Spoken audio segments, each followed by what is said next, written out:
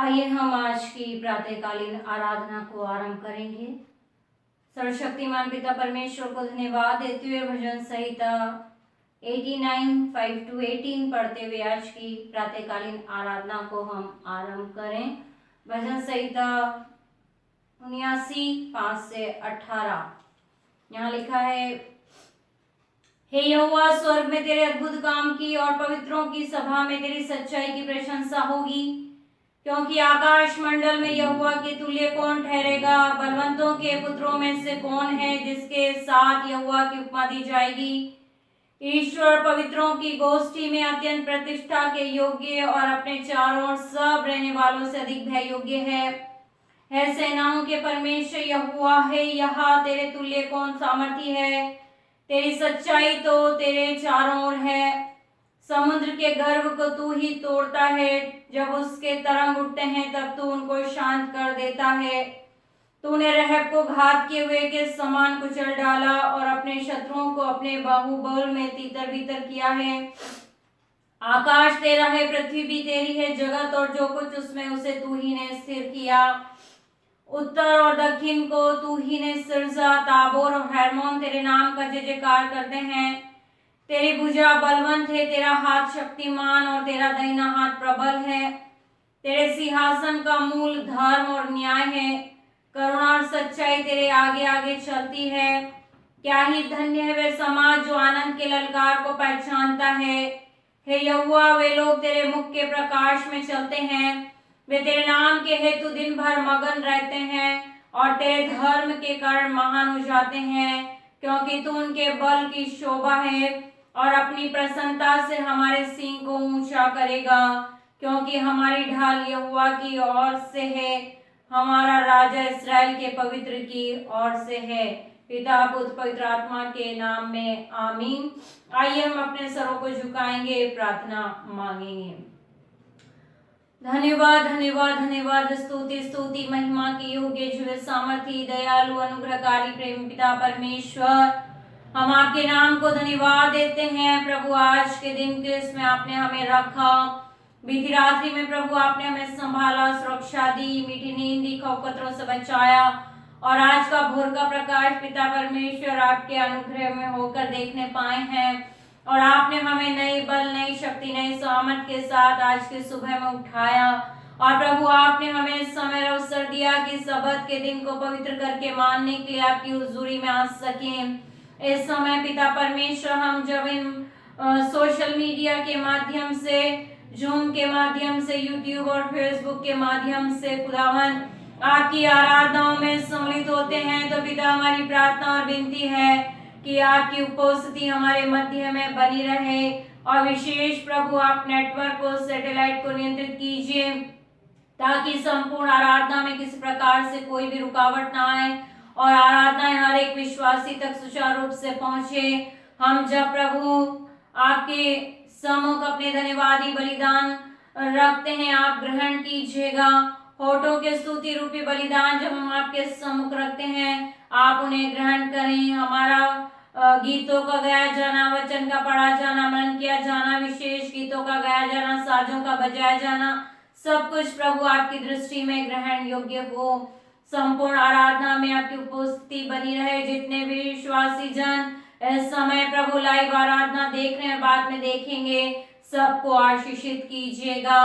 हम पिता परमेश्वर प्रार्थना करते हैं, जहाँ जहाँ आराधनाएं हो रही हैं, और एक स्थान पर आपकी उपस्थिति और आपका पवित्र आत्मा पिता परमेश्वर अपना कार्य करने पाए, ताकि आज की सुबह में हर एक विश्वासी जन प्रभु आपके सम्मुख जब आते हैं तो आपकी स्वर्गीय आशीषों को ग्रहण कर सकें। पिता परमेश्वर, संपूर्ण आराधना को हम अपने जीवनों को आपके हाथों में सौंपते हुए इस प्रार्थना को मांगते उद्धार करता प्रभु यीशु मसीह के नाम से, आमीन।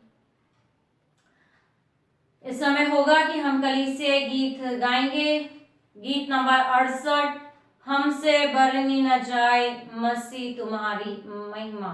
गीत नंबर 68, हमसे बरनी न जाए मसीह तुम्हारी महिमा। हमसे बरनी न जाए मसीह तुम्हारी महिमा। हमसे बरनी न जाए मसीह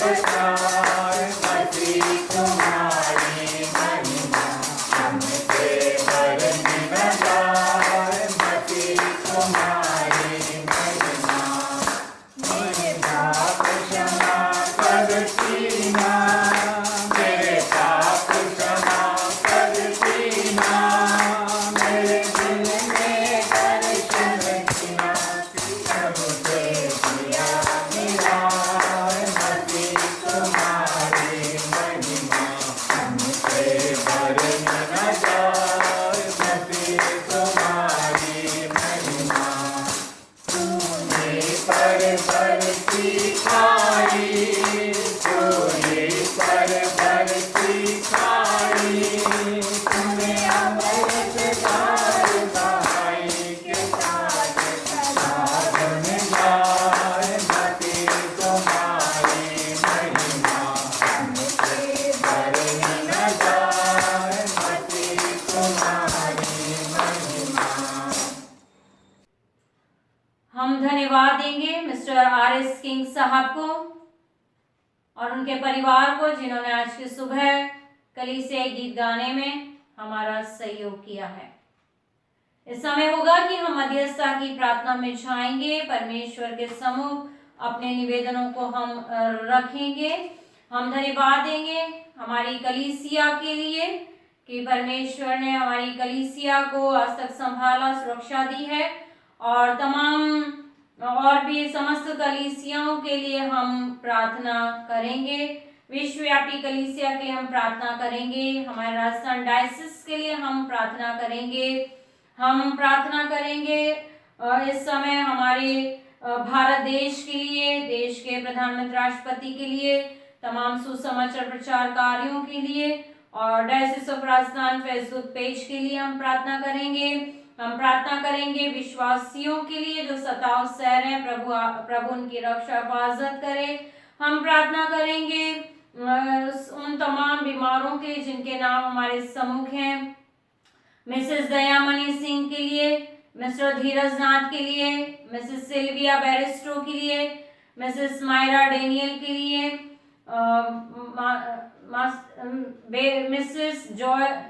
मिस्टर जॉय और डोना के लिए, Mrs Gladys Alfred, Mrs Iris Alvin, Mrs EB Lal, Mrs Nirmala Marker, Mrs Paru Marker, Mr Albert Das, Mrs Sheela Alexander, Mrs Kamal Vimal Alexander, Noah, Mr Vinay Benjamin, Divya Sharma, Mrs Neetu Khatri और बहन ओमना के लिए हम प्रार्थना करें, कोविड पॉजिटिव हैं।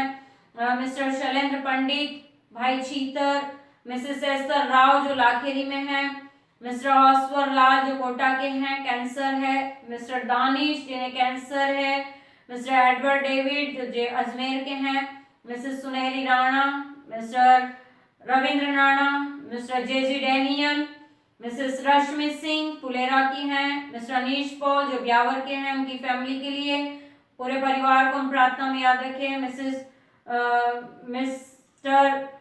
हम प्रार्थना करेंगे मिसेस उषा एंथोनी, मिस्टर सुशोभन और उनकी वाइफ के लिए।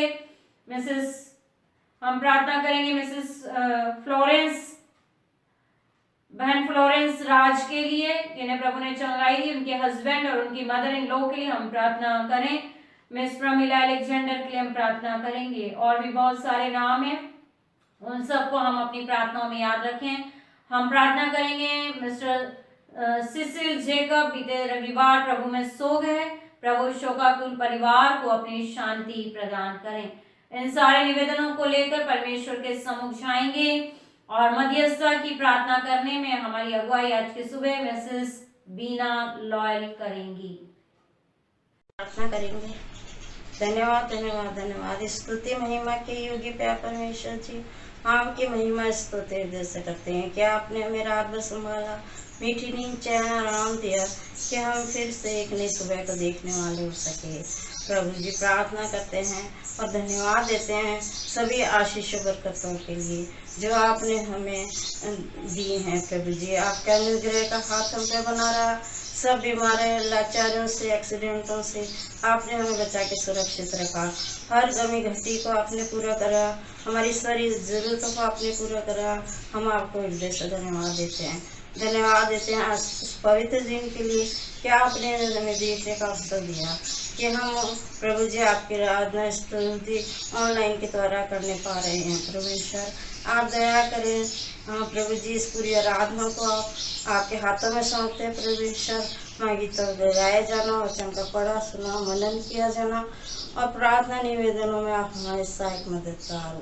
प्रभु जी प्रार्थना करते हैं हमारी इस विश्व के लिए, हमारे देश, हमारे राज्य, हमारे शहर के लिए। प्रभु ईश्वर जहाँ कोरोना वायरस का प्रभु जी कहर फैला हुआ है, लोग भयभीत हैं प्रभु ईश्वर, परेशान है प्रभु जी। आप जानते हैं प्रभु ईश्वर, आप दया करने वाले ईश्वर है प्रभु जी, करुणा करें प्रभु जी, आपके रहम का हाथ सब पे बना रहे प्रभु ईश्वर। ये बीमारी प्रभु जी, इस बीमारी को अपने अपने नियंत्रण में करें प्रभु जी, कि प्रभु जी लोग जो भयभीत हैं प्रभु जी उससे उबरने वाले हो सके। परमेश्वर आपने कहा कि मत डर, मैं तेरे संग हूँ प्रभु जी। हम जानते हैं आप हमारे सृजनहार, तारनहार, पालनहार हैं प्रभु जी। आप हमें संभालते हैं परमेश्वर। इस महामारी से आपने सबको सुरक्षित रखा, इसके लिए धन्यवाद देते हैं। बहुत से विश्वासी जन प्रभु जी जब इस वायरस से पीड़ित हुए थे, आपने हमारी प्रार्थना का उत्तर दिया और उन्हें चंगाई दी। इन सब बातों के लिए आपको धन्यवाद देते हैं। प्रार्थना करते हैं उनके लिए, बहुत से नाम जिन्होंने दिए हैं प्रभु जी, कि वह इस बीमारी से पीड़ित है, उनके पूरे परिवार में वायरस फैला हुआ है प्रभु जी। हर एक के लिए प्रार्थना चाहते हैं प्रभु ईश्वर, आप उनकी दुख तकलीफों को दूर करें प्रभु जी। जो भी अस्पतालों में हैं या घरों में हैं प्रभु जी, हर एक को आपके चरणों में लाते हैं। ऑक्सीजन पे हैं या वेंटिलेटर पे हैं प्रभु जी, आप उनकी सहायता करें प्रभु जी। जो उनकी को संभालते हैं डॉक्टर, नर्सेज और उनके परिवारजन प्रभु जी, उन्हें बल शक्ति सामर्थ दें ताकि वह प्रभु जी अच्छे से उनको संभालने वाले हो सके। उनके मन में प्रेम धीरज दें, और जो भी मेडिसिन, इंजेक्शन, दवाएं चलती हैं प्रभु जी, आप अपनी सामर्थ से भर दीजिए ताकि प्रभु जी वो इस बीमारी से चंगाई पाने वाले हो सके और आपके बड़े नाम की गवाह देने वाले हो सके। उनके लिए प्रार्थना करते हैं जो अन्य विश्वास में भी है परमेश्वर, फिर भी प्रभु जी वो आपके नाम को जानते हैं, वो जानते हैं कि आप ही चंगा करने वाले परमेश्वर प्रभु जी। उनकी भी सभी बीमारियों को दूर करें प्रभु जी। अन्य अन्य बीमारियों से ग्रसित हैं सबके प्रभु जी दुखों का आप जानते हैं, आप दया करें। प्रार्थना करते हैं प्रभु जी इस कठिन समय में जो अपनी सेवाएं देते हैं, जितने भी मेडिकल स्टाफ हैं, नॉन मेडिकल हैं, पुलिस वाले हैं और हमारी दैनिक ज़रूरतों को जो पूरा करते हैं परमेश्वर, हर एक को आशीषित करें प्रभु जी। हर एक पे आपकी दया का हाथ बनाए रखें और इस वायरस से उनको, उनके परिवार को बचा के सुरक्षित रखें। प्रार्थना करते हैं उन गमज़दा परिवारों के लिए प्रभु जी, जिन्होंने अपने परिवार में से प्रभु जी अपने प्रियजनों को खोया है परमेश्वर।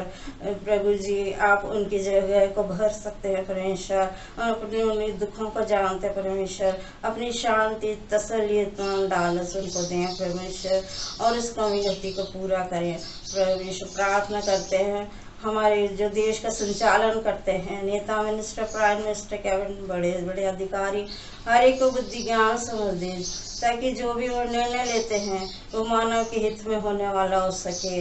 और प्रभु जी इस देश से भ्रष्टाचार, बेरोजगारी, भुखमरी, रिश्वतखोरी और ये काला बाजारी बंद होने वाली हो सके प्रभु जी, ताकि आपका देश, हमारा देश अच्छे से चलने वाला हो सके परमेश्वर। जो भी प्रभु जी आगे जो बीमारियां फैलने वाली है उनके बचाव के लिए सरकार जो उपाय कर रही है प्रभु जी, उस पर आप आशीष दें कि उसमें सफल हो सके। और प्रभु जी जो भी भूखे प्यासे गरीब मोहताज हैं प्रभु जी, ज़रूरतमंद हैं, जो आर्थिक स्थिति से, मानसिक और शारीरिक स्थिति से गुजर रहे हैं प्रभु जी, आप हर एक की परेशानी में जानते प्रभु जी। आप उनके लिए मार्ग को निकालें, बहुत से हाथ उनकी तरफ बढ़ें ताकि प्रभु जी उनकी सारी ज़रूरतें पूरी हो सकें। प्रार्थना करते हैं हम सुसमाचार सेवकों के लिए जो आपके वचन को लेके अलग अलग चैनलों के द्वारा प्रभु जी प्रसारित कर रहे हैं, और जितने भी पास्टर्स हैं, ले लीडर हैं, दास दासी हैं, प्रभु जी हर एक को आपके हाथों में सौंपते हैं। हर एक को प्रभु जी इस बार हमारे से बचा के रखें और अपनी सामर्थ्य से भर दें, ताकि उनके वचनों के द्वारा देश के कोने कोने तक आपका समाचार फैलने वाला हो सके।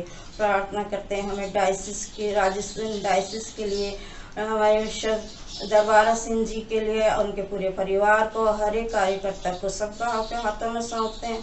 परमेश्वर जो समय समय पर प्रभु जी हमें प्रभु जी आत्मिक खुराक देते हैं परमेश्वर, ताकि उनकी कलीसिया आत्मिक उन्नति करने वाली हो सके। जो भी उन्होंने दर्शन देखे हैं, जो भी वो योजनाएं बनाते हैं प्रभु जी, सब आप में होकर पूरी होने वाली हो सके। प्रार्थना करते हैं राजस्थान डायसिस की जो वक्ता हैं, जो समय समय पर अपने वचनों के द्वारा प्रभु जी रोज शाम को प्रभु जी आपकी आराधना स्तुति करते हैं प्रभु जी, हर एक को अपने सामर्थ्य से भर दे दीजिए, ताकि प्रभु जी उनके वचनों को सुन के बहुत से लोग आपके और नज़दीक में आए और आपकी कलीसिया उन्नति पाने वाली हो सके।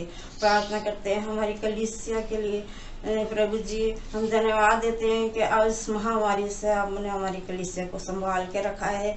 जो बीमार थे, हमने इस वायरस से पीड़ित थे, आपने उन्हें चंगाई दी। सब बात के लिए आपको धन्यवाद देते हैं प्रभु जी। आप हमारे प्रार्थना को सुनने वाले ईश्वर हैं। उनके लिए प्रार्थना करते हैं जो अन्य अन्य बीमारी से अभी भी ग्रस्त हैं, जिनके नाम आज वेदी से लिए गए हैं परमेश्वर।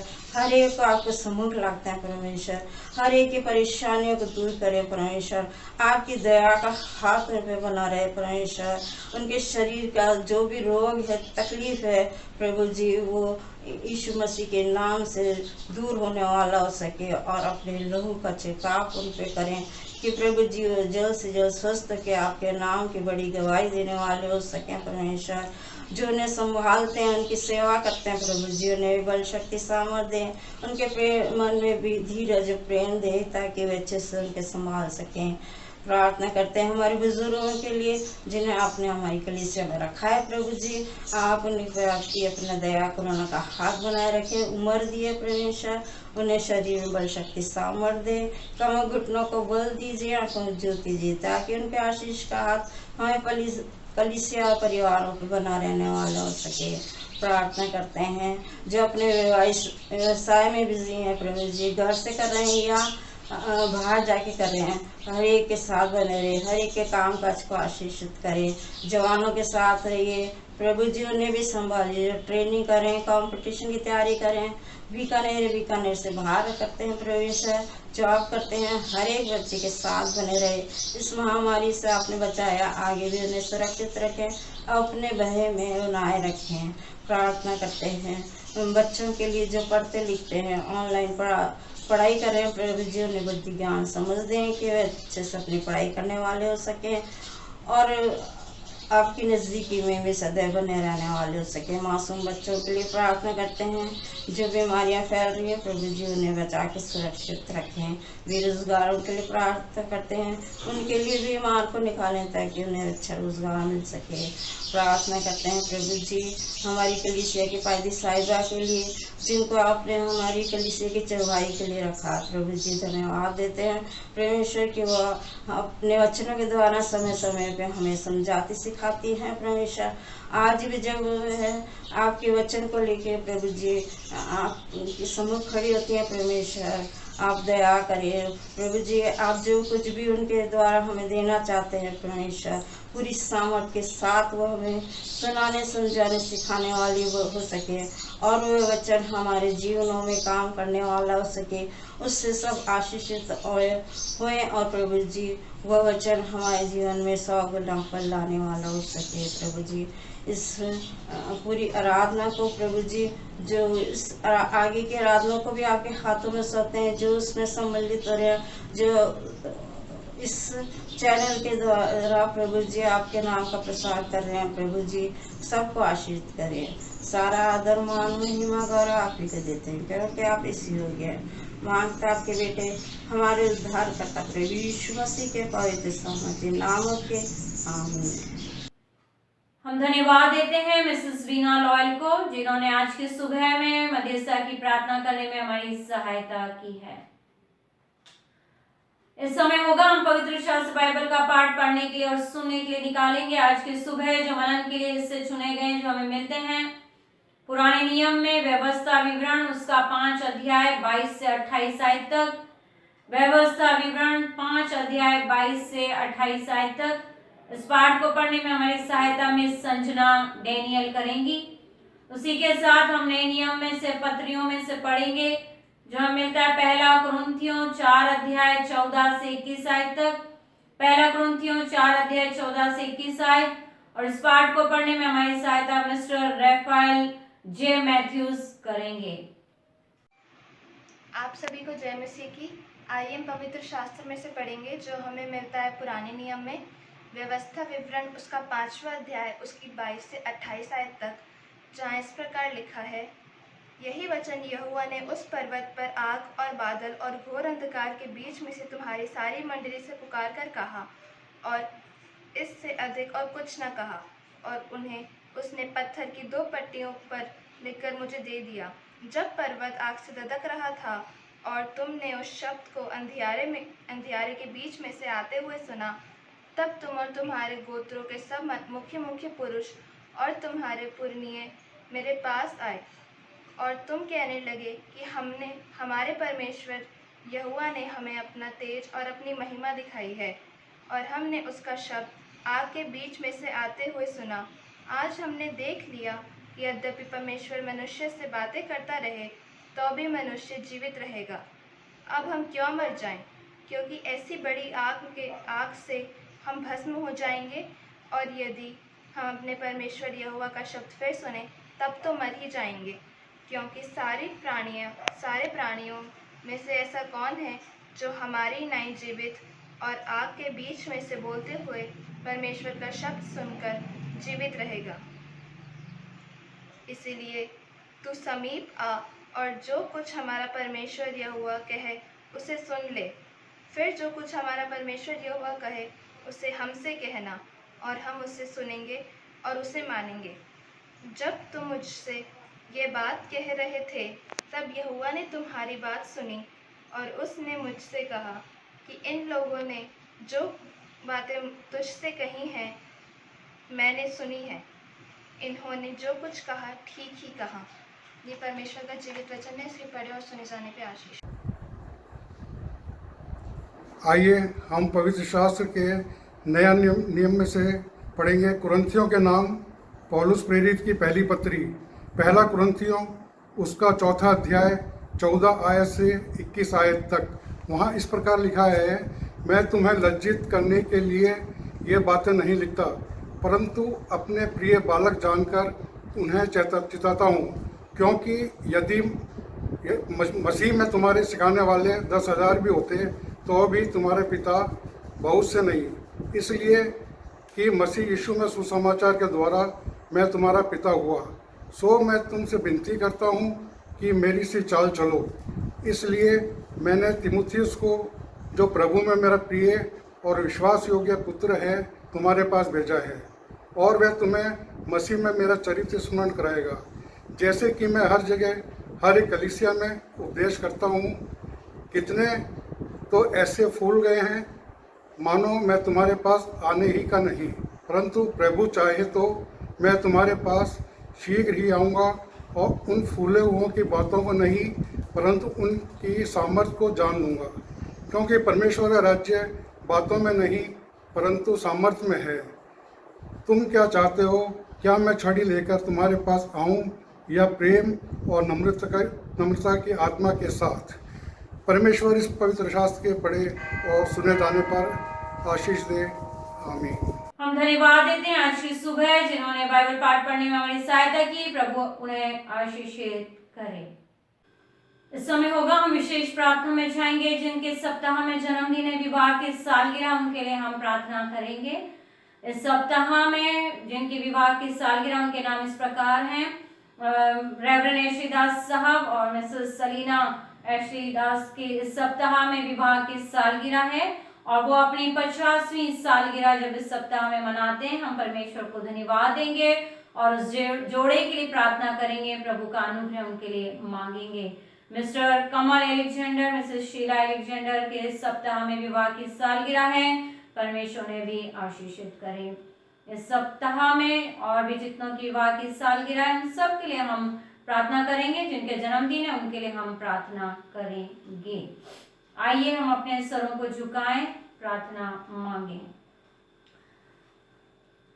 सर्वशक्तिमान पिता परमेश्वर, हम आपके सम्मुख आते हैं, आपको धन्यवाद धन्यवाद धन्यवाद देते हैं आज की सुबह के लिए, इस समय के लिए पिता परमेश्वर जो आपने हमें प्रदान किया कि हम उन जीवनों के लिए प्रार्थना करें जो इस सप्ताह में अपने जन्मदिन और विवाह की सालगिरह को मनाते हैं।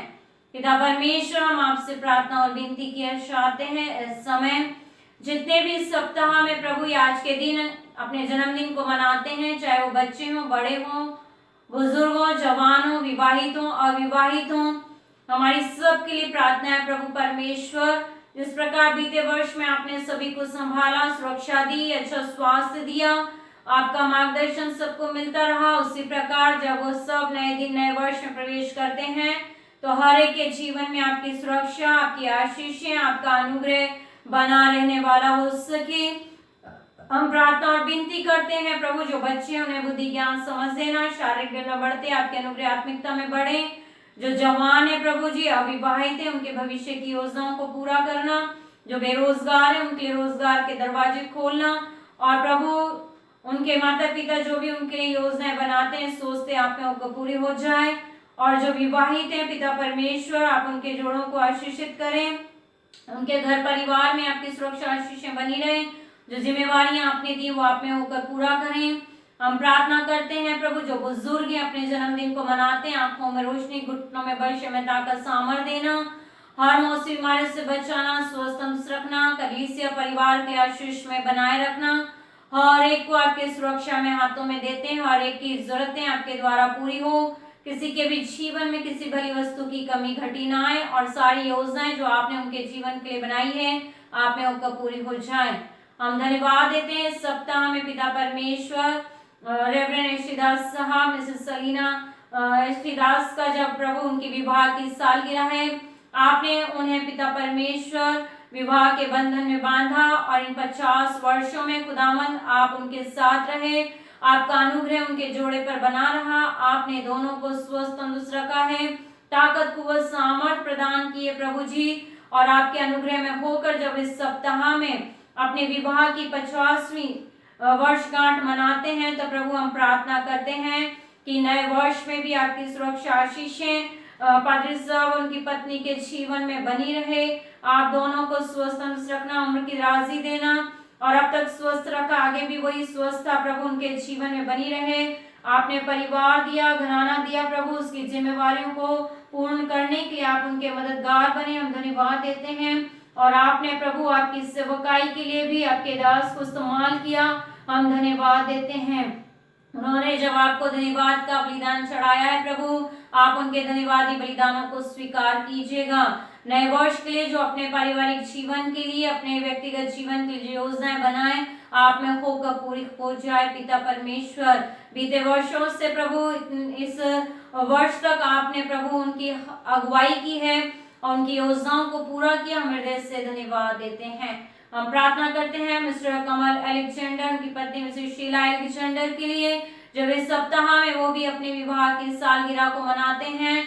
हम प्रार्थना करते हैं प्रभु आप उनके जोड़े पर भी आपकी आशीषों को बनाए रखें, दोनों को स्वस्थ तंदुरुस्त रखें, उम्र की दराजी दें, अच्छा स्वास्थ्य दें, जो भी शारीरिक कमजोरियां यीशु मसीह आपके नाम से दूर हो जाए, वो जो भी योजना अपने लिए, अपने परिवार के, अपने बच्चों के बनाए आप में होकर पूरी हो। और जिस प्रकार बीते वर्षों से आज तक आपने उनको प्रभु संभाला, उनका मार्गदर्शन किया है, हम धन्यवाद देते हैं प्रभु जी। और यही प्रार्थना करते हैं नए वर्ष में भी आपकी सुरक्षा, आशीष, अनुग्रह और प्रभु जो योजना आपने उनके परिवार, उनके जीवन के लिए बनाई है पूरी होने वाली हो सके। हम प्रार्थना करते हैं पिता परमेश्वर इस समय प्रभु जी, और भी जितने लोग अपने जन्मदिन और विवाह की सालगिरहों को मनाते हैं उन सबको आशीषित करना प्रभु जी, और आपका अनुग्रह उनके जीवन में बनाए रखना, सबके जोड़े आप में सलामत रहने वाले हो सकें, हर एक को व्यक्तिगत, पारिवारिक, कलीसिया और सामाजिक रीति से आप आशीषित करते जाएं। सारी आदर महिमा आपको देते हुए धन्यवाद के साथ इस प्रार्थना को मांगते उद्धारकर्ता प्रभु यीशु मसीह के मीठे और पवित्र नाम में, आमीन। इस समय होगा हम पवित्र शास्त्र बाइबल का पाठ पढ़ने के लिए और सुनने के लिए निकालेंगे, जो हमें सुसमाचार का पाठ आज की सुबह जो हमारे मनन के लिए चुना गया है, हम उसे निकालेंगे। हमें मिलता है मरकुस रचित सुसमाचार उसका पहला अध्याय और उसके 21 आयत से लेकर 28 आयत तक। मरकुस रचित सुसमाचार उसका पहला अध्याय उसके 21 आयत से लेकर 28 आयत तक हम पढ़ेंगे। सुसमाचार का पाठ मरकुस रचित सुसमाचार पहला अध्याय 21 से 28 आयत। यहाँ इस प्रकार लिखा है, और वे कफरनहूम में आए, वह तुरंत सबत के दिन सभा के घर में जाकर उपदेश करने लगा, और लोग उसके उपदेश से चकित हुए, क्योंकि वे उन्हें शास्त्रियों की नाई नहीं परंतु अधिकारी की नाई उपदेश देता था। और उसी समय उनकी सभा के घर में एक मनुष्य था जिसमें एक अशुद्ध आत्मा थी। उसने चिल्लाकर कहा, हे यीशु नासरी, हमें तुझसे क्या काम? क्या तू हमें नाश करने आया है? मैं तुझे जानता हूँ, तू कौन है, परमेश्वर का पवित्र जन। यीशु ने उसे डांट कर कहा, चुप रह और उसमें से निकल जा। तब अशुद्ध आत्मा उसको मरोड़कर बड़े शब्द से चिल्लाकर उसमें से निकल गई। इस पर सब लोग आश्चर्य करते हुए आपस में वाद विवाद करने लगे कि यह क्या बात है, यह तो कोई नया उपदेश है। वह अधिकार के साथ अशुद्ध आत्माओं को भी आज्ञा देता है और वे उसकी आज्ञा मानती हैं। सो उसका नाम तुरंत गलील के आसपास के सारे देश में हर जगह फैल गया। परमेश्वर इन वचनों के पढ़े सुनने पर आशीष और बरकत दे, आमीन। आज की सुबह में आप सभी को प्रभु यीशु मसीह के नाम में मेरा सलाम, जय मसीह की। आज की सुबह जो परमेश्वर का वचन हमारे लिए है, सीएनआई अल्मानक के अनुसार जिस विषय को आज की सुबह हम सीखना चाहते हैं, वो विषय हमारे लिए रखा गया वो है हमारे प्रभु यीशु मसीह का अद्वितीय अधिकार। हमारे प्रभु यीशु मसीह का अद्वितीय अधिकार, इस विषय को आज की सुबह हम सीखेंगे। आइए अपने सरों को झुकाएं, पवित्र आत्मा की सामर्थ को हम मांगे ताकि उसकी सामर्थ में होकर इस वचन को सीख सकें।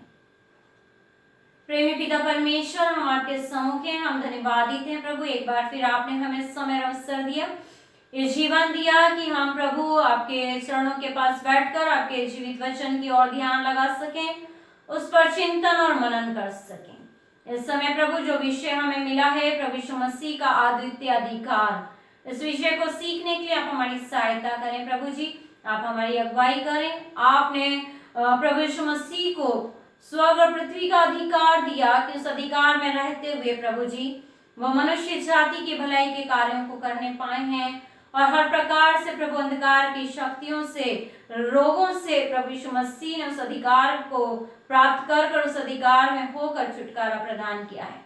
होने दीजिए प्रभु आज की सुबह हम इस विषय को सीखे समझें और वो अधिकार जो आपने प्रभु को दिया और प्रभु ने आपके विश्वासियों को दिया, बड़ी सामर्थ के साथ उन अधिकारों का उपयोग प्रभु हर एक विश्वासी अपने जीवन में करने पाए।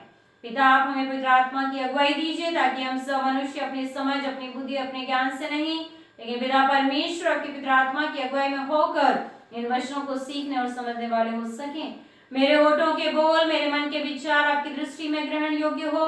जो ये वचन है वो मेरा नहीं, आपका होने के लिए प्रार्थना और विनती करती हूँ। आपकी सामर्थ पवित्र आत्मा की अगुवाई को चाहते हुए इस प्रार्थना को मांगते उद्धारकर्ता प्रभु यीशु मसीह के नाम से, आमीन।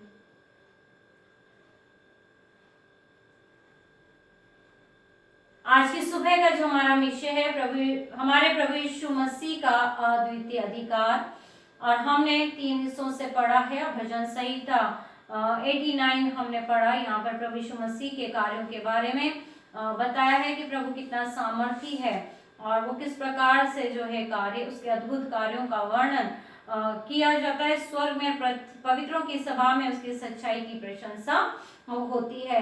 आज जब हम इस विषय को सीखना चाहते हैं, हमारे प्रभु यीशु मसीह का अद्वितीय अधिकार, प्रभु यीशु मसीह को जो है उस पिता ने अधिकार दिया कि वो इस संसार में आकर उन अधिकारों का उपयोग करके जो है भलाई के कार्य कर सके।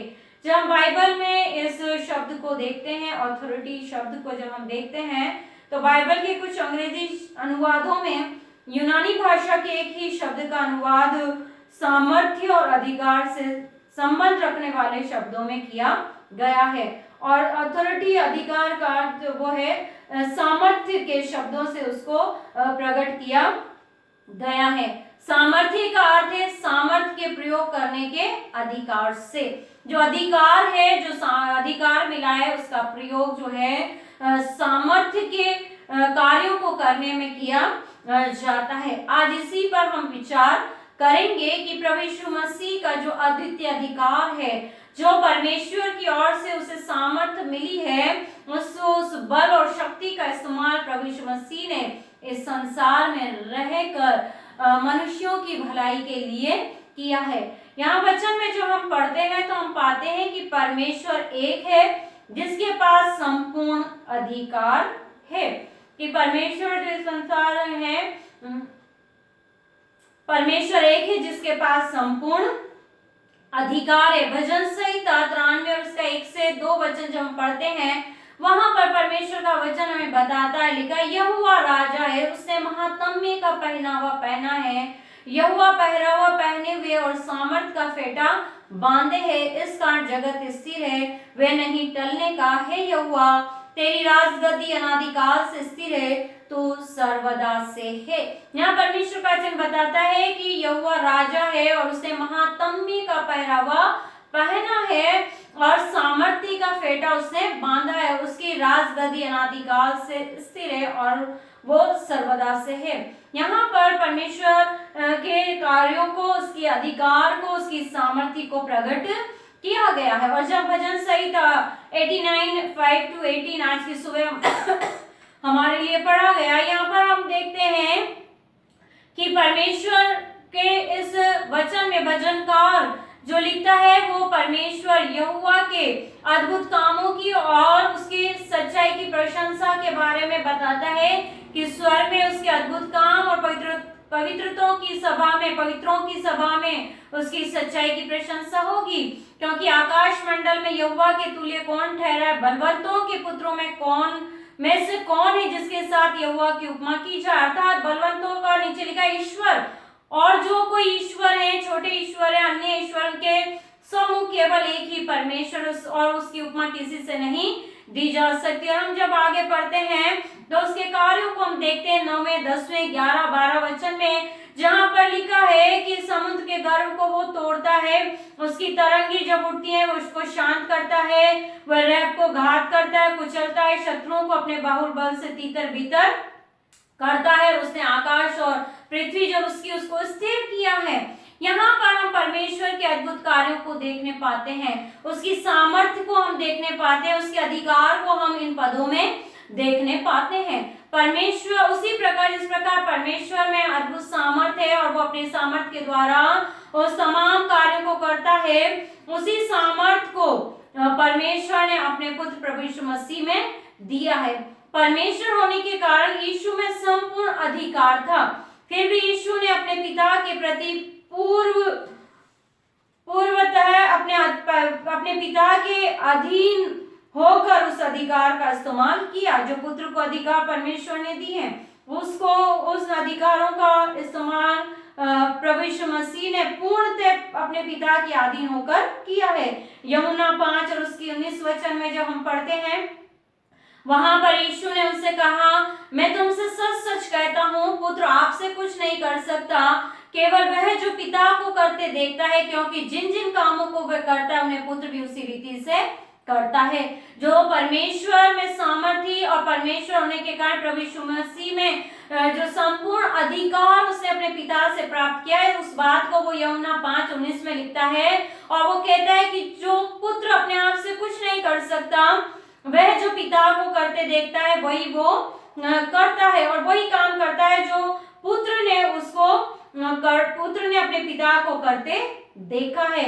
यहाँ पर इस वक्तव्य में हम इस बात को जानने पाते हैं कि प्रभु यीशु मसीह वही कार्य करते हैं जो उसका पिता कार्य करता है। और यहाँ पर हम देखते हैं कि प्रभु ने जो सामर्थ्य कार्य किए, प्रभु में जो सामर्थ्य, जो अद्वितीय अधिकार था, लोगों ने उसके उस अद्वितीय अधिकार को पहचाना।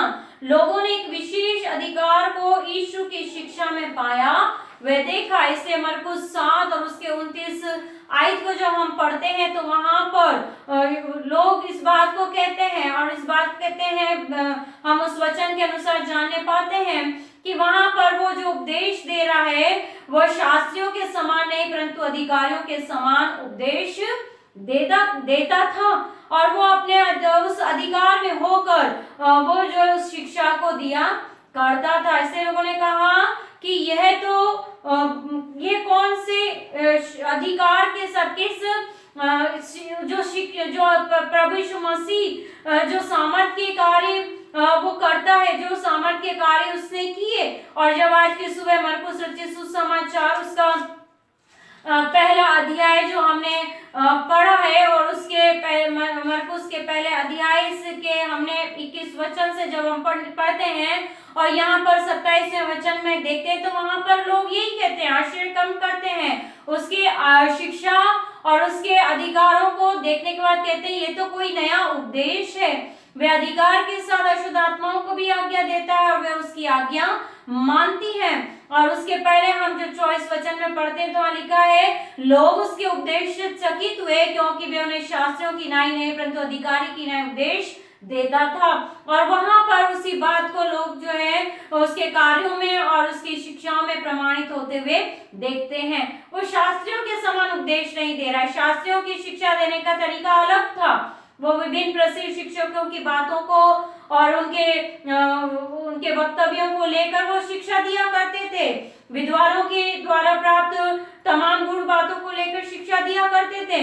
लेकिन यीशु के शब्दों में लोगों ने पहचाना कि उसके वचन व्यक्तिगत परमेश्वर के अनुभव पर आधारित है, कि वो अधिकारियों की नई उपदेश देता है। और यहाँ पर कहते हैं कि तो कोई नया उपदेश है क्योंकि उसका व्यक्तिगत संबंध जो अपने पिता के साथ था उस अनुभव, उस संबंध के अनुभव पर उसका उपदेश, उसकी शिक्षा और उसके कार्य प्रभु यीशु मसीह के कार्य आधारित थे। और उसी के वास्तविक अधिकार को वो जो है यहाँ पर प्रकट करते हैं, उसको यहाँ पर कहते हैं। यीशु को पृथ्वी पर भी वही अधिकार था जो उसके पास स्वर्ग में था। प्रभु यीशु मसीह को पृथ्वी पर भी वही अधिकार मिला जो स्वर्ग में उसके पास था। मत्ती 21:23 से 27 में जब हम पढ़ते हैं वहां पर लिखा है कि जब प्रभु यीशु मसीह सामर्थ के काम करता है तो उससे पूछते हैं कि तू ये काम किस अधिकार से करता है। प्रभु यीशु मसीह भी उससे सवाल करता है, लेकिन जब उस सवाल का जवाब नहीं दे पाते हैं तब वो कहता है कि मैं भी तुम्हें नहीं बताता कि काम किस अधिकार से करता हूँ। मत्ती 28-18 के वचन को जब हम देखते हैं, वहां यीशु ने उनके पास आकर कहा कि स्वर्ग और पृथ्वी का सारा अधिकार मुझे दिया गया है। कि प्रभु यीशु मसीह को स्वर्ग और पृथ्वी का सारा अधिकार दिया गया है। उसके पास सारा अधिकार है कि वो उस अधिकार में होकर तमाम सामर्थ के कार्यों को जो है करने पाता है अपने पिता की इच्छा के अनुसार। यूहन्ना 3:35 में लिखा है कि उसको अधिकार मिला है। क्यों? परमेश्वर ने, पिता ने सब कुछ उसके हाथों में सौंप दिया। यूहन्ना 3:35 में जब हम पढ़ते हैं वहां लिखा है, पिता पुत्र से प्रेम रखता है और उससे सब वस्तुएं उसके हाथ में दे दी हैं। पिता अपने पुत्र से प्रेम रखता है और उसने विशेष उद्देश्य, विशेष कार्य के लिए उसे संसार में भेजा। और जब पिता अपने पुत्र से प्रेम रखता है और इसलिए उसने सब वस्तुएं उसके हाथ में दे दी, सारा अधिकार उसने जो उसके हाथ में दे दिया है सामर्थ के कार्यों करने का और अधिकार के साथ नया उपदेश देने का। परमेश्वर से, अपने पिता से जो सीखता है वो उसको जो है लोगों तक प्रभु यीशु मसीह उस अधिकार के द्वारा, उस सामर्थ के द्वारा उस उपदेश को जो है उन लोगों तक पहुंचाते हैं। और उस उपदेश को, नई शिक्षा को लोग अनुभव करते हैं कि हाँ, ये परमेश्वर की ओर से उसने प्राप्त किया है। उस अद्भुत कार्य को वो देखते हैं। प्रेरितों के काम उसका 10 उसका 38 वचन जब हम पढ़ते हैं, प्रेरितों के काम उसका 10 अध्याय उसके 38 वचन को जब हम पढ़ते हैं वहां लिखा है कि परमेश्वर ने किस रीति से यीशु नासरी को पवित्र आत्मा और सामर्थ्य से अभिषेक किया, वे भलाई करता और सबको जो शैतान के सताए हुए थे, अच्छा करता फिरा क्योंकि परमेश्वर उसके साथ था। प्रभु यीशु मसीह ने अद्भुत कार्य किए, प्रभु यीशु मसीह ने भिन्न भिन्न कार्य सामर्थ के द्वारा किए हैं। और वो किस प्रकार से क्यों इस सामर्थ के कार्य करने पाया है, प्रेरितों में इस बात का वर्णन किया गया, बताया गया है कि परमेश्वर ने किस रीति से यीशु नासरी को पवित्र आत्मा और सामर्थ से अभिषेक किया। अर्थात उसे जो सामर्थ मिली पवित्र आत्मा में होकर और जो अभिषेक मिला उसे विशेष कार्य करने का, अर्थात सामर्थ्य का अर्थ है अधिकार मिला है कि वो उसमें होकर भलाई करे और उसमें होकर उसने भलाई की और माने का शैतान के सताए हुए को वो क्या करे, अच्छा करे।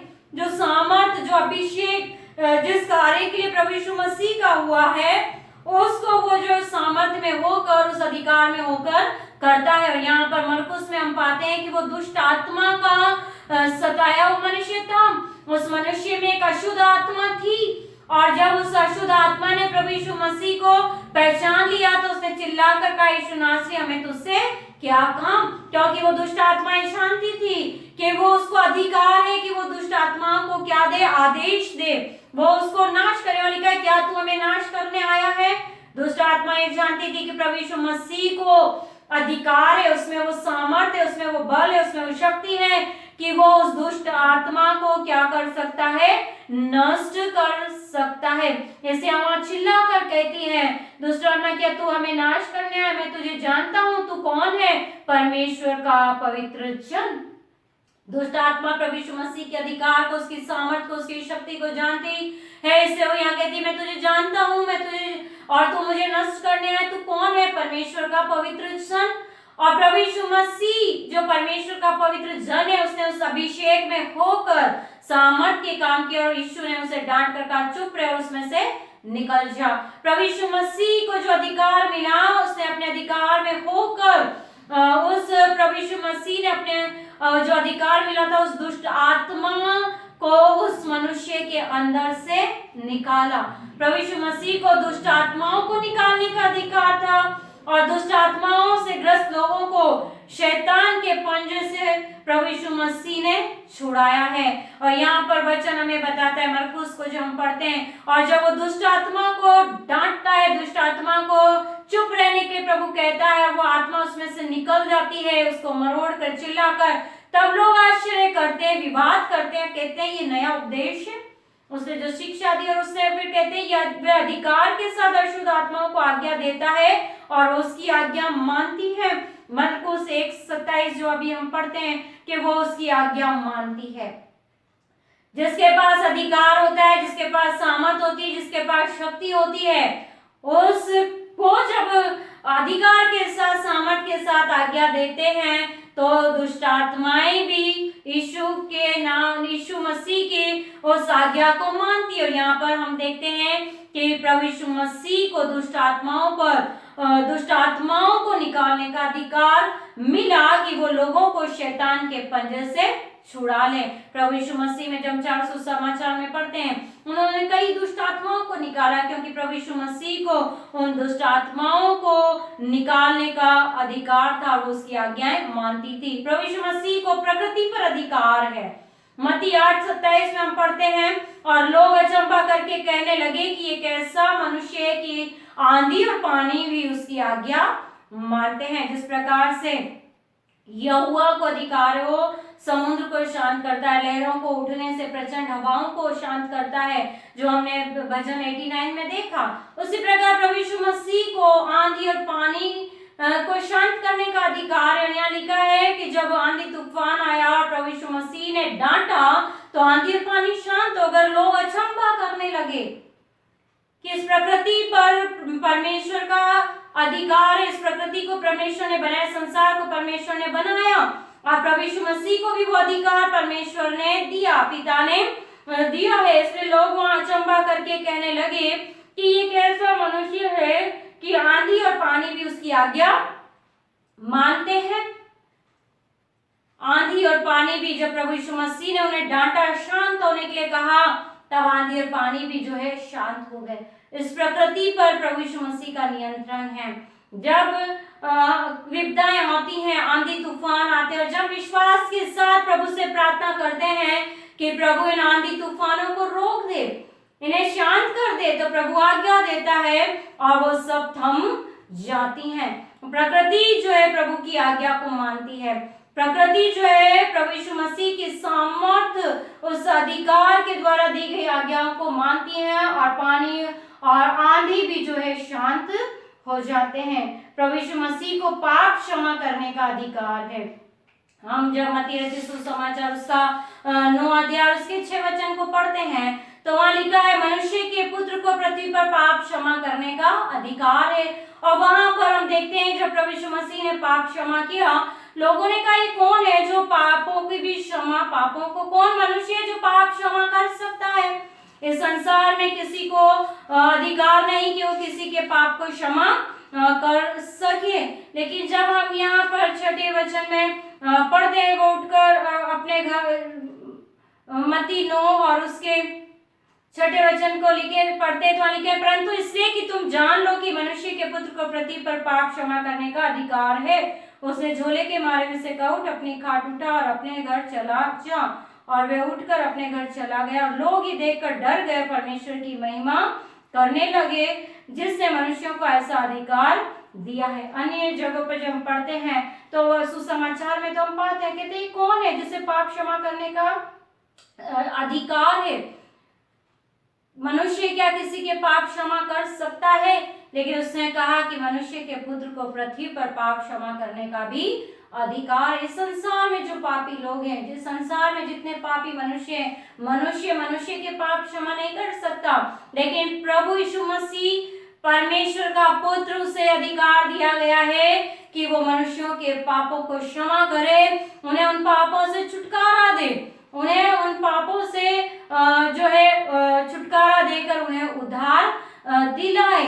प्रभु यीशु मसीह ने वो अधिकार पिता से प्राप्त किया और उससे झोले के मारे को कहा कि तेरे पाप क्षमा हुए, और उसने कहा कि उठ और अपनी खाट उठा और चला जा। वो झोले का मारे को हम देखते हैं कि वो उठता, अपनी खाट उठाकर चला जाता है।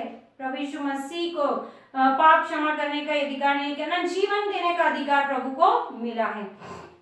यूहन्ना 12 उसके 7 वचन को जब हम पढ़ते हैं, लिखा है, क्योंकि तूने उसको सब प्राणियों पर अधिकार दिया कि जिन्हें तूने उसको दिया है वे सबको वह अनंत जीवन दे।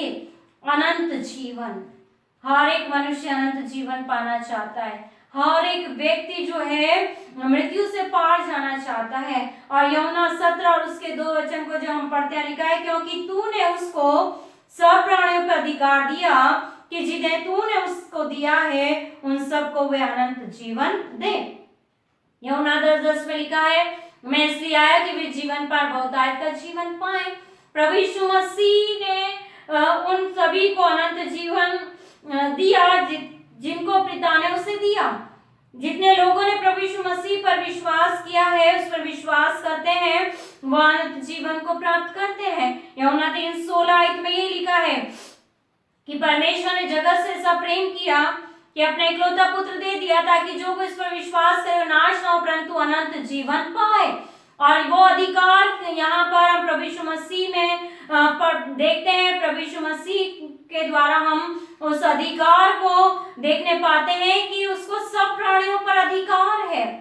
हर एक जीवित प्राणी पर प्रभु का अधिकार है, और प्रभु को जो कुछ भी, जितने भी विश्वासी प्रभु पर विश्वास करते हैं, ग्रहण करते हैं, उन सब को वो अनंत जीवन देने के लिए संसार में आया है। अनंत जीवन केवल प्रभु यीशु मसीह से मिलता है।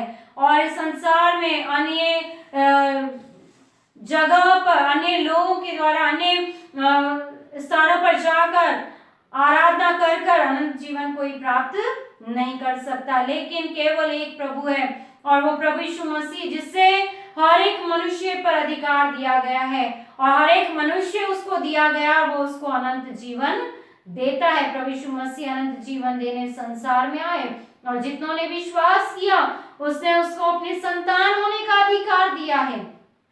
न केवल अनंत जीवन दिया और उसको अपने संतान होने का अधिकार प्रभु यीशु मसीह देते हैं। यूहन्ना 1:12 में हम पढ़ते हैं, लेकिन जितनों ने उससे ग्रहण किया उसने उन्हें परमेश्वर के संतान होने का अधिकार दिया, अर्थात उन्हें जो उसके नाम पर विश्वास करते हैं। जितने प्रभु यीशु मसीह के नाम पर विश्वास करते हैं उन्हें पिता प्रभु यीशु मसीह जो है उस परमेश्वर के संतान होने का अधिकार देता है। और जब संतान हो जाते हैं और अधिकार मिल जाता है तो उसके सारे उत्तराधिकार भी उसको प्राप्त होते हैं। जो पिता का है वो पुत्र का है, जो कुछ पिता का है पुत्र का। और जब वो उसका संतान हो जाता है तो सारे अधिकार उस पुत्र को मिल जाते हैं। उसी प्रकार परमेश्वर के जब संतान बनते हैं प्रभु यीशु मसीह में होकर, तो वो अपने विश्वासियों को भी वो सारे अधिकार प्रदान करता है।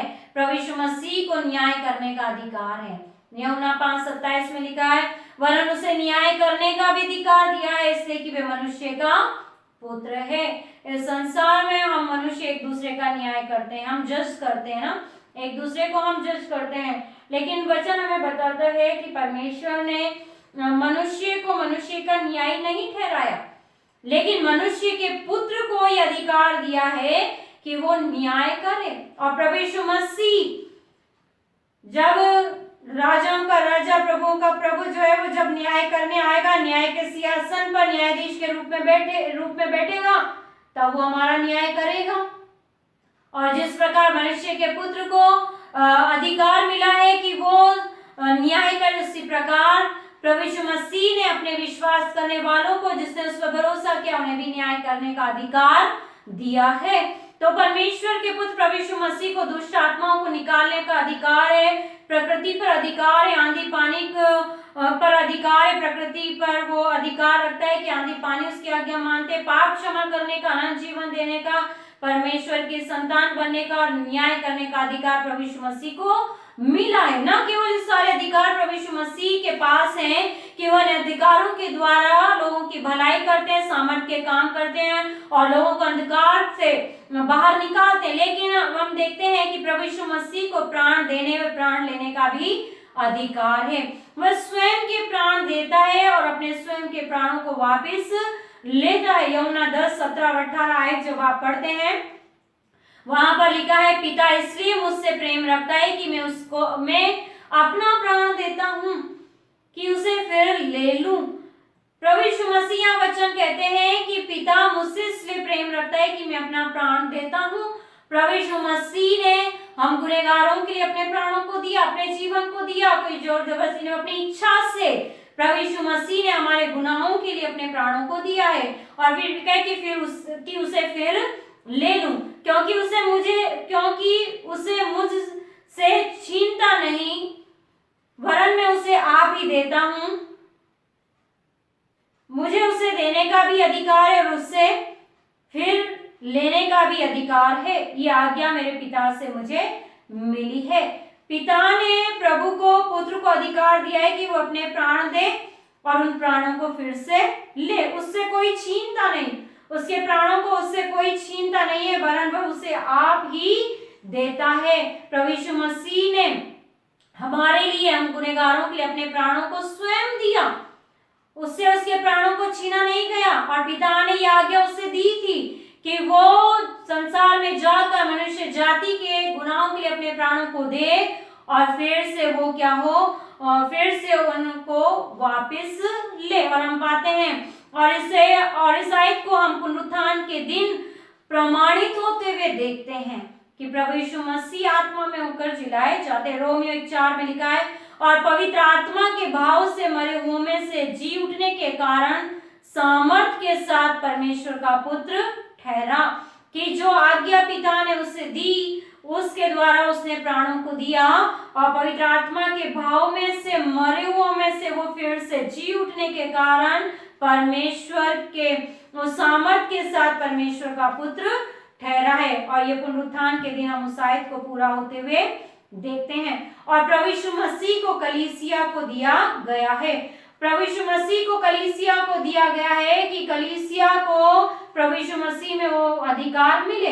इफिसियों 1:21 से 23 आयत जब हम पढ़ते हैं, इफिसियों के नाम पौलुस प्रेरित की पत्री, उसका 1 अध्याय और उसके 21 से 23 आयत जब हम पढ़ते हैं तो यहाँ पर हम देखते हैं लिखा है, सब प्रकार की प्रधानता और अधिकार और सामर्थ्य और प्रभुता के और हर एक नाम के ऊपर जो न केवल इस लोक में पर आने वाले लोक में भी लिया जाएगा बैठाया, और सब कुछ उसके पांव तले कर दिया और उसे सब वस्तुओं पर शिरोमणि ठहराकर कलीसिया को दे दिया। यह उसकी देह है और उसी की परिपूर्णता है जो सब में सब कुछ पूर्ण करता है। कलीसिया को दे दिया, जो प्रधानता है, अधिकार, सामर्थ, प्रभुता, हर प्रकार के नाम के ऊपर जो न केवल इस लोक में पर आने वाले लोक में भी लिया जाएगा बैठाया, और सब कुछ उसके पांव तले कर दिया और उसे सब वस्तुओं पर शिरोमणि ठहराकर, प्रभु यीशु मसीह को सब पर शिरोमणि ठहराकर कलीसिया को, प्रभु को दे दिया है कि वो उसकी देह और उसकी परिपूर्णता है जो सब में सब कुछ पूर्ण करता है। वो कलीसिया में सब कुछ पूर्ण करता है। उसको प्रधानता, अधिकार, सब कुछ प्रभु यीशु मसीह को दिया गया, सब कुछ उसके पांव तले कर दिया गया है। इब्रानियों 1 अध्याय 3 आयत को जब पढ़ते हैं लिखा है, वे उसकी महिमा का प्रकाश और उसके तत्व की छाप है और सब वस्तुओं को अपनी सामर्थ के वचन से संभालता है। वे पाप को धोकर ऊंचे स्थानों पर महामहिम के दाहिने जा बैठा। प्रभु यीशु मसीह को जो अधिकार मिले, प्रभु यीशु मसीह को जो सामर्थ मिली, प्रभु यीशु मसीह में जो शक्ति थी, उसको हम देखते हैं कि वह उसकी महिमा का प्रकाशन और उसके तत्व की छाप है। अर्थात परमेश्वर का प्रकाशन प्रभु यीशु मसीह में है और परमेश्वर का जो तत्व की छाप हो हम प्रभु यीशु मसीह में देखते हैं, और सब वस्तुओं को अपनी सामर्थ के वचन से संभालता है। न केवल वो मनुष्यों को संभालता है, लेकिन इस प्रकृति को, इस संसार को भी वो अपनी सामर्थ के वचन के अनुसार संभालता है। और वे पाप को धोकर, उसे मनुष्य के पापों को धोकर, उन दुष्ट आत्मा अंधकार की शक्तियों से छुटकारा देकर उसने क्या किया, अपने आप को ऊंचे स्थानों पर महामहिम के दाहिने वो जा बैठा है। प्रभु यीशु मसीह ने संसार में रहकर जो अद्वितीय अधिकार पिता से प्राप्त किए और जो कुछ अधिकार पिता से पुत्र को मिले, उसने उन अधिकारों का इस्तेमाल इस संसार में रहकर किया और उन सामर्थ्य के द्वारा उसने लोगों को छुटकारा दिया, उनकी आवश्यकताओं की पूर्ति की और उसने उनको पवित्र किया है, उनको धोया है और परमेश्वर की संतान बनाया है। और जो अधिकार पिता ने पुत्र को दिया, वही अधिकार पुत्र अपने विश्वासियों को देता है कि उसके कार्य, विश्वासी उसके कार्य को करें, उसके राज्य को, उन सामर्थ्य जो मिली है, जो अधिकार मिला, उसको बढ़ाए। मत्ती 10:1 में लिखा है, फिर उसने अपने बाहरी चेलों को पास बुलाकर उन्हें आशीष आत्माओं पर अधिकार दिया कि उन्हें निकालें और सब प्रकार की बीमारियों और सब प्रकार की दुर्बलताओं को दूर करें। प्रभु यीशु मसीह ने अपने चेलों को अधिकार दिया। जो सामर्थ उसने पिता से पाई, जो अधिकार उसने पिता से दुष्ट आत्माओं को निकालने का, दुर्बलों को, उनको दुर्बलताओं को दूर करने का, वही उसने अपने चेलों को दिया।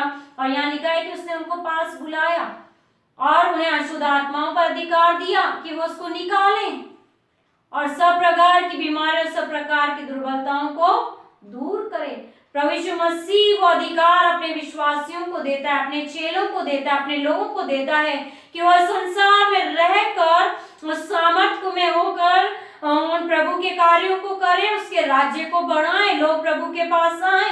लूका 10:19 में लिखा है, देखो मैंने तुम्हें सांप और बिच्छुओं को रौंदने का और शत्रुओं की सामर्थ पर अधिकार दिया है और किसी वस्तु से तुम्हें कुछ हानि नहीं होगी।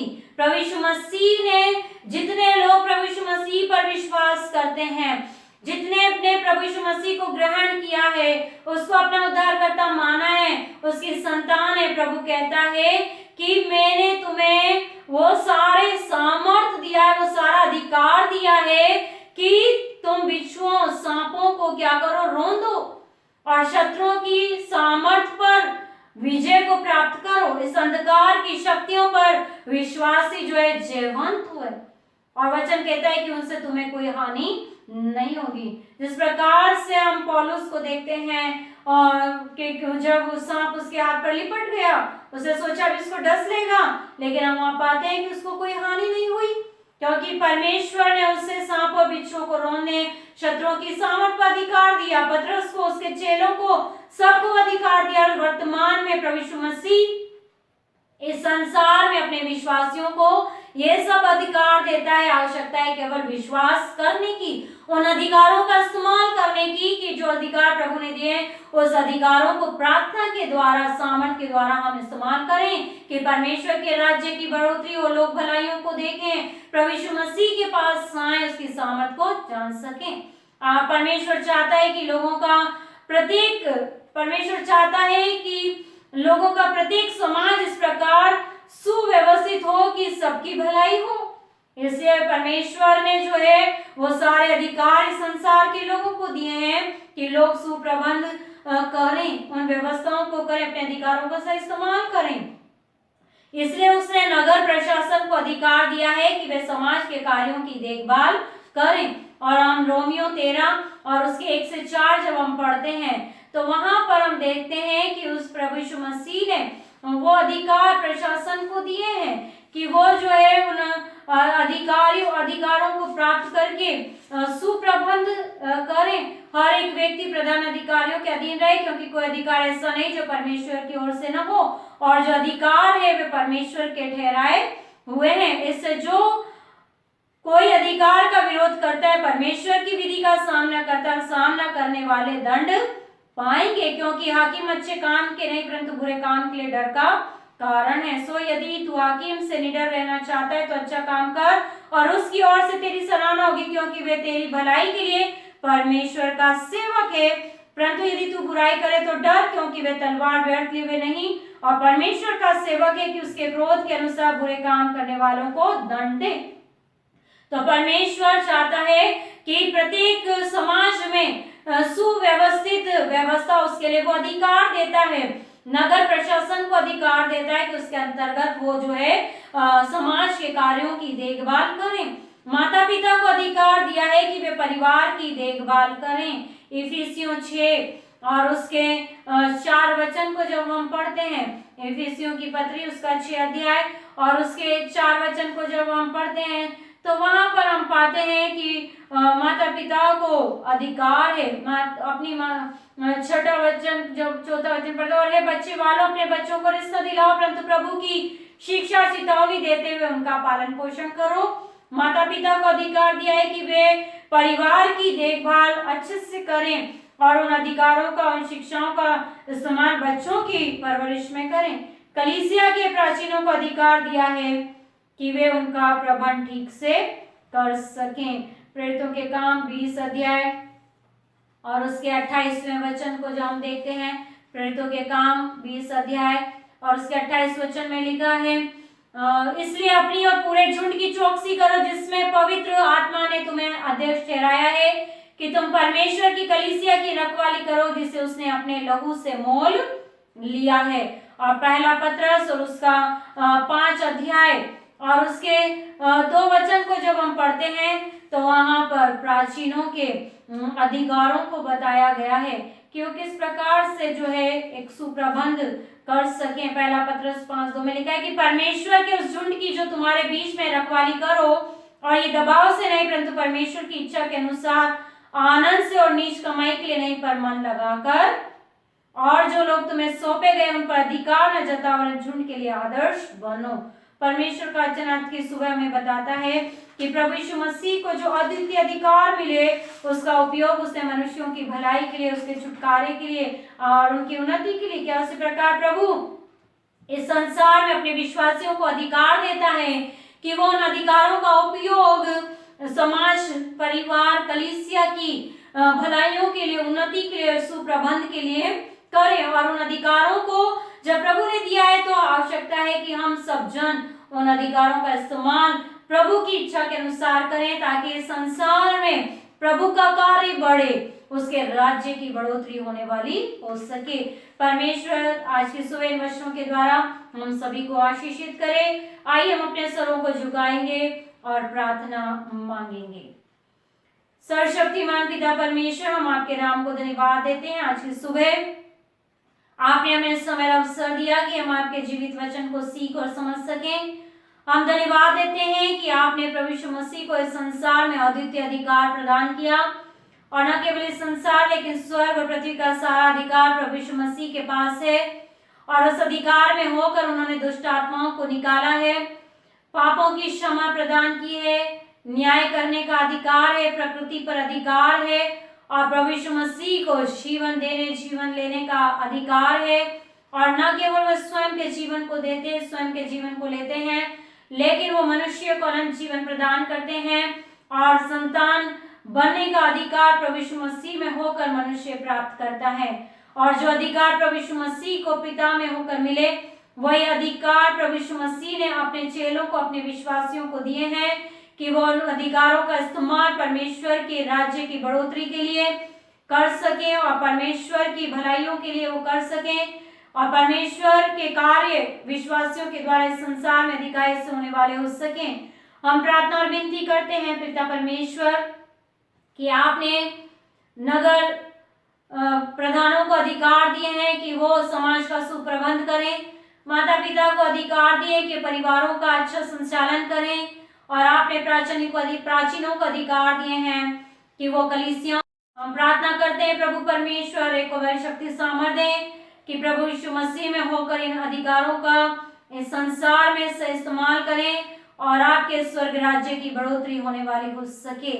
आज की सुबह वचन को बांटने में आपने सहायता की, धन्यवाद देते हैं। जो वचन बोया गया व्यर्थ न जाए, 30 गुना 60 गुना और 100 गुना फलवंत हो सके।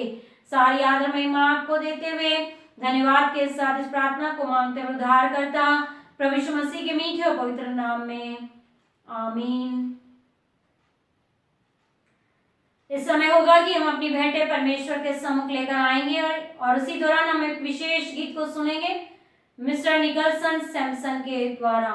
हम अपनी भेंटें परमेश्वर के लिए अलग करेंगे और हम एक विशेष गीत को सुनेंगे मिस्टर निकलसन सैमसन साहब के द्वारा।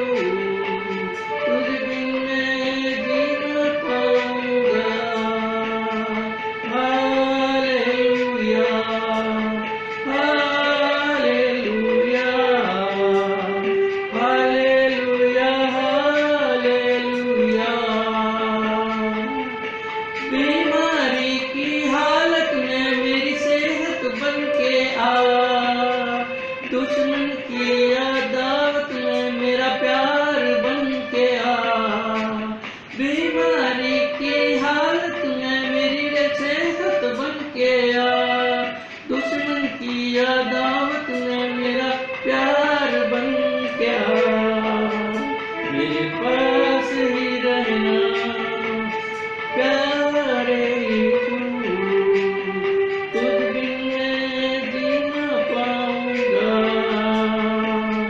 Hallelujah, hallelujah, hallelujah, hallelujah. वचन पढ़ूं जब मैं मेरा गुरु बन के आ, प्रार्थना करूं जब मैं मेरा प्रभु बन के आ, मेरे पास ही रहना प्यारे यीशु, तुझ बिन मैं जी ना पाऊंगा। Hallelujah, hallelujah, hallelujah, hallelujah, hallelujah, hallelujah, hallelujah.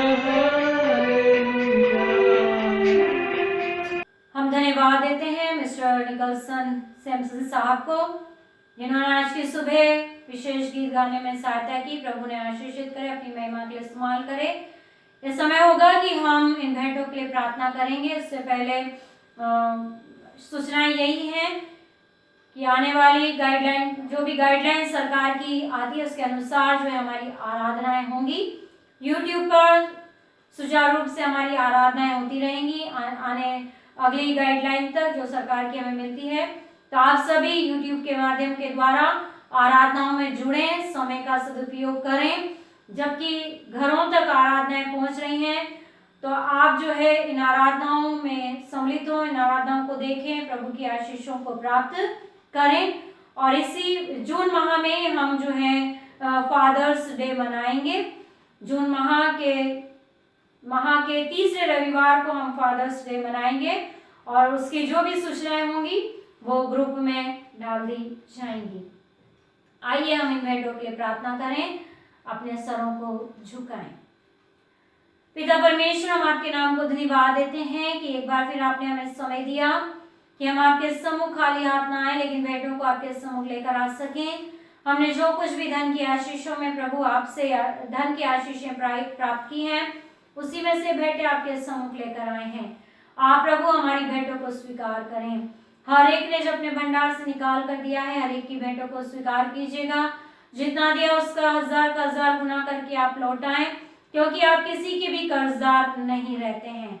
हम प्रार्थना और विनती किया चाहते हैं पिता परमेश्वर, इस समय प्रभु जी हर एक की आय के स्रोतों में बढ़ोतरी दें और कार्य करने की शक्ति सामर्थ्य दें। प्रत्येक के व्यक्तिगत जीवन में, पारिवारिक जीवन में, घर के भंडार में आपकी स्वर्गीय आशीषें बनी रहे और प्रभु खत्ते भरे पूरे रहने वाले हो सकें।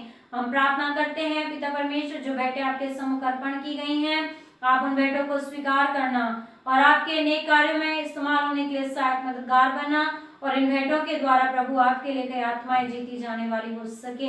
हम धन्यवाद देते हैं उन सभी के लिए जिन्होंने आज की सुबह आराधना में प्रभु अपना सहयोग किया है।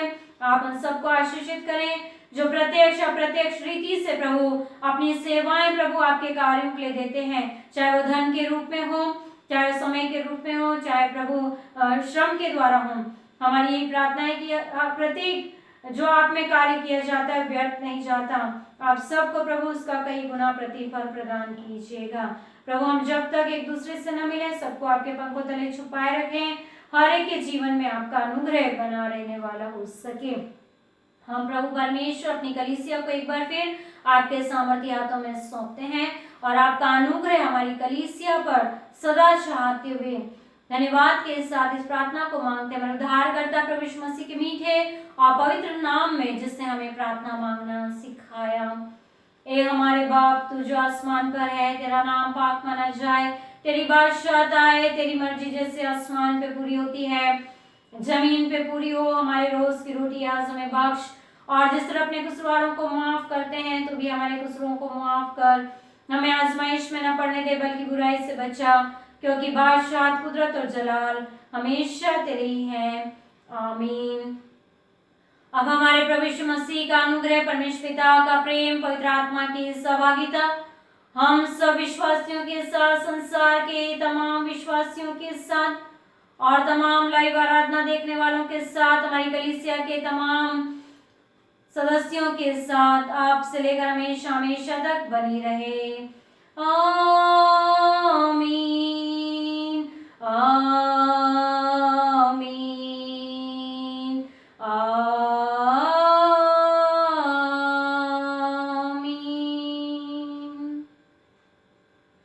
सबको जय मसीह की। God bless you.